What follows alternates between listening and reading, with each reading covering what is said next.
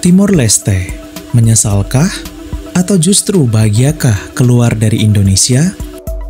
Pertanyaan yang membuat kita penasaran apa sesungguhnya jawaban jujur dari Timor Leste. Inilah 7 fakta dan jawaban sesungguhnya Timor Leste yang terungkap usai keluar dari Indonesia.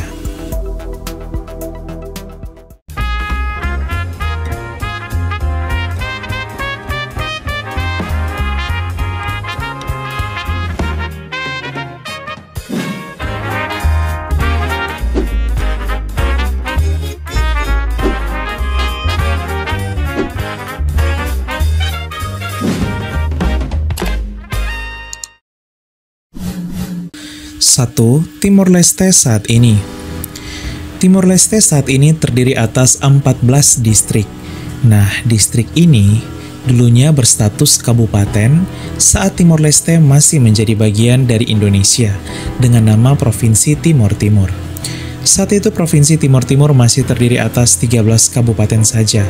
Sejak Timor Timur menjadi negara, terdapat satu kabupaten baru yang dimekarkan, bernama Distrik Atauro. Distrik Atauro ini dulunya bagian dari Kabupaten Dili yang kemudian menjadi Kabupaten Atauro atau Distrik Atauro sejak tahun 2022. Distrik ini merupakan sebuah pulau yang dulunya disebut Pulau Kambing dan berbatasan langsung dengan 2 kabupaten Indonesia, yaitu Kabupaten Maluku Barat Daya Maluku dan Kabupaten Alor NTT. Sehingga bisa kita simpulkan bahwa sejak Timor Leste merdeka, mereka tak lagi memakai istilah kabupaten, melainkan distrik. Dan distrik ini, jika di Indonesia, bukanlah kecamatan seperti di Papua, melainkan setara dengan tingkat provinsi di Indonesia. Dan sejak Timor Leste merdeka, terdapat satu distrik baru yang dimekarkan, yaitu Distrik Atauro, atau kurang lebih Provinsi Atauro. 2. Perekonomian. Fakta kedua selanjutnya yang akan kita bahas ialah perekonomian Timor Leste. Melansir dari Bank Dunia atau World Bank, perekonomian Timor Leste pasca merdeka dari Indonesia dikelompokkan sebagai ekonomi berpendapatan rendah. Pertumbuhan ekonomi Timor Leste terbilang masih lambat dibandingkan dengan negara-negara Asia Tenggara dengan tingkat pertumbuhan rata-rata yaitu 4,1% antara tahun 2024 sampai 2025 menurut Bank Dunia. Timor Leste bahkan menempati peringkat ke-133 dalam Indeks Pembangunan Manusia. 20% penduduknya adalah pengangguran, dan 53% penduduknya hidup kurang dari Rp20.385 per hari menurut data dari World Bank. Minyak bumi dan gas alam pernah menjadi pendorong utama PDB dan ekspor Timor Leste bekerja sama dengan Australia, tetapi produksi tersebut telah berkurang atau meredup. Kini, kopi menjadi komoditas ekspor utama dari Timor Leste. 3. Kemiskinan. Pemerintah Timor Leste hingga saat ini terus berupaya untuk mengurangi kemiskinan dengan program dan kebijakan seperti pembangunan infrastruktur, peningkatan akses pendidikan dan kesehatan, serta pengembangan sektor non-migas. Berdasarkan data dari United Nations Development Program atau UNDP, Timor Leste berada di peringkat ke-152 negara termiskin di dunia dari 162 negara. Bahkan jika kita bandingkan dengan Indonesia, khususnya provinsi tetangga dari Timor Leste yaitu Nusa Tenggara Timur atau NTT, tingkat kemiskinan di NTT justru menurun. Pada tahun 2002, tingkat kemiskinan Provinsi NTT mencapai hingga 31%.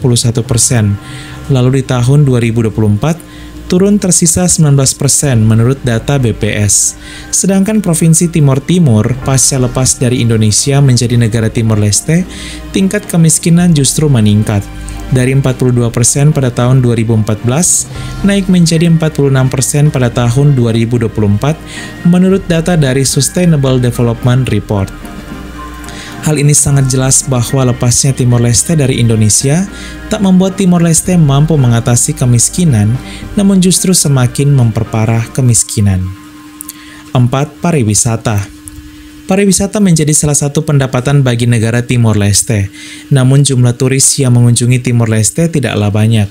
Pada tahun 2019, hanya sebanyak hampir 75.000 orang saja yang mengunjungi Timor Leste, sedangkan Indonesia mendapat kunjungan wisatawan mancanegara hingga lebih dari 16 juta orang pada tahun yang sama.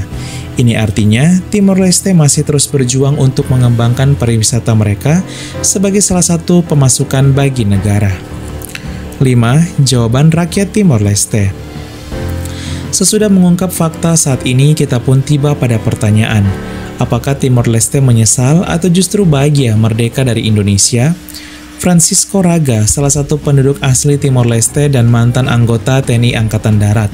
Ia mengatakan bahwa saat referendum kemerdekaan, ia justru memilih agar Timor Timur tetap bergabung dengan Indonesia. Hal ini keluar dari hati nuraninya yang mencintai Indonesia dan melihat bahwa Timor Leste akan jauh lebih maju jika menjadi bagian dari Indonesia daripada memisahkan diri. Ia menyesali akan keputusan mayoritas penduduk Timor Timur kala itu yang lebih memilih merdeka, menjalin hubungan dengan Australia daripada Indonesia. 6. Pandangan Presiden Timor Leste. Presiden ke-7 Timor Leste yaitu Ramos Horta memilih jawaban yang netral dan tak memihak. Ia memuji Indonesia sebagai negara yang begitu toleran, namun di sisi lain ia tetap menjalin hubungan erat dengan Australia juga, khususnya kerjasama di bidang sumber daya alam. 7. Pendapat Perdana Menteri. Mari Alkatiri merupakan mantan Perdana Menteri Timor Leste. Ia melihat Indonesia sebagai mitra terbesar dalam pembangunan bangsa. Meskipun ada masa lalu yang kelam, namun Mari Alkatiri terus memperkuat hubungan baik dengan Indonesia.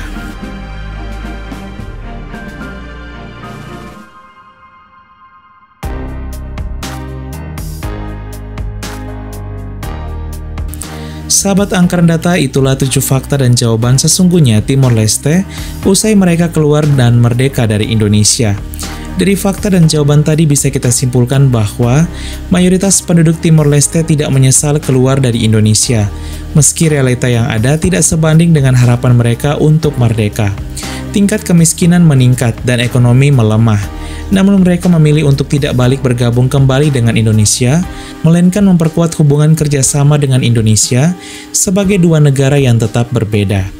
Kalau menurut kalian, apakah penduduk Timor Leste menyesal atau justru bahagia merdeka dari Indonesia? Silakan tulis di kolom komentar ya. Tentunya sebagai tetangga dan saudara yang baik, kita doakan yang terbaik bagi kemajuan Timor Leste ya. Sekian dan terima kasih. Halo, hai.